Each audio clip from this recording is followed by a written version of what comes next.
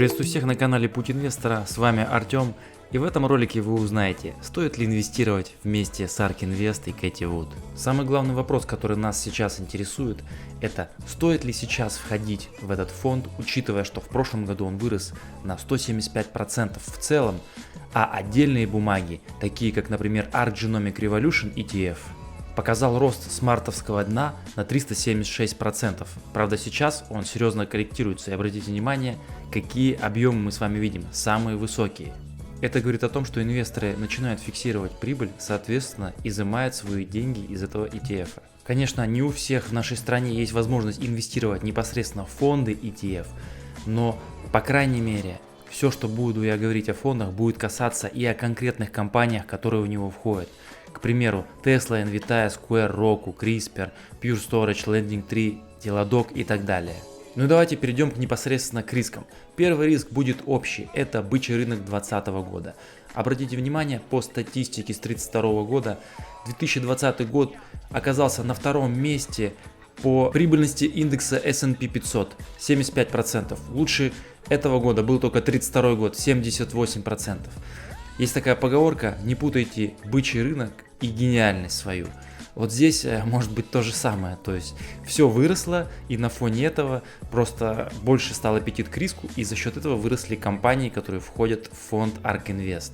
Соответственно, если мы с вами сейчас находимся в пузыре, этот пузырь может лопнуть, и больше всего пострадают именно компании, которые не имеют ни выручки, ни прибыли, а цена которых обусловлена только верой в их светлое будущее, а именно в такие компании и инвестирует ARK Invest. Второй важный риск – это тайминг.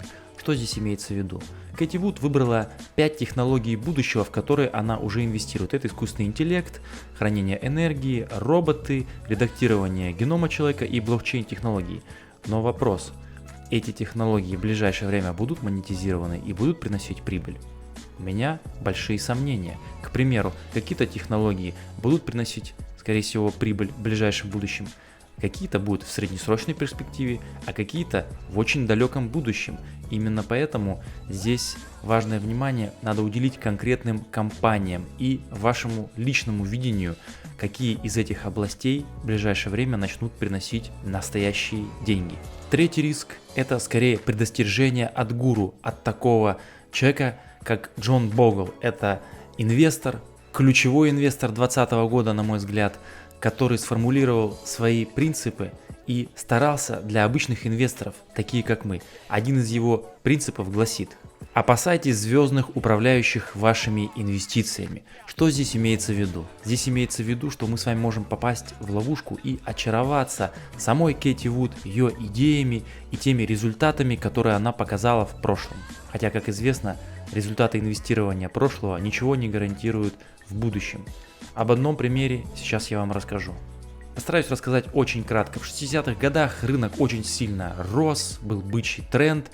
При этом Уоррен Баффет, кстати, не очень хорошо себя показывал, боялся, все, не мог найти какие-то хорошие бумаги для инвестирования. В то же время появился такой крутой чувак, как Джерри Цай. Пресса изображала Цая как гения инвестора, который излучает крутость. Цай стимулировал популярность импульсного инвестирования, поскольку он быстро переводит деньги из одной акции, которая быстро растет, в другую. Считалось, что он очень круто, быстро реагирует на любые изменения. Он работал на фонд Fidelity, но через некоторое время в 1965 году основал Манхэттенский фонд свой собственный, и когда он открыл его для инвесторов, получил в 10 раз больше, чем ожидал. Он привлек 247 миллионов долларов капитала, что на тот момент было самым большим предложением в истории инвестиционной компании.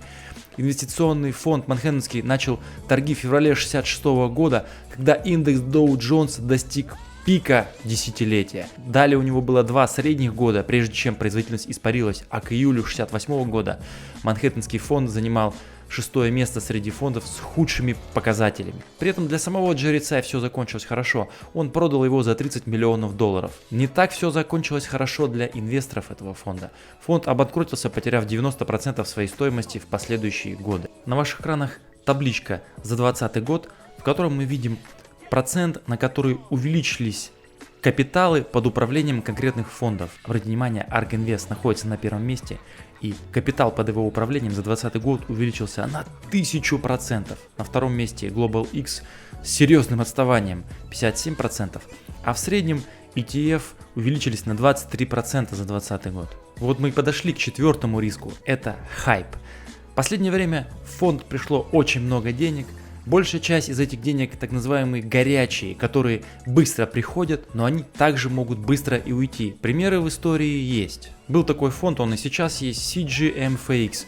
Он очень долго рос, в итоге вырос на 930%, причем, обратите внимание, в самом конце, перед падением, он рос экспоненциально и достиг 8 ярдов долларов. А потом очень сильно и быстро обрушился на 50% до 3 ярдов. И вот до вот этого момента он с 2008 года так и не восстановился. 27 июня 2008 года цена составила 61 доллар за одну бумагу акция, и до сих пор, как видите, цена не восстановилась. Если бы вы зашли на хайпе вот в этом моменте, вы бы до сих пор не вернули свои деньги. Ну и пятый, последний риск для меня — это компания Tesla.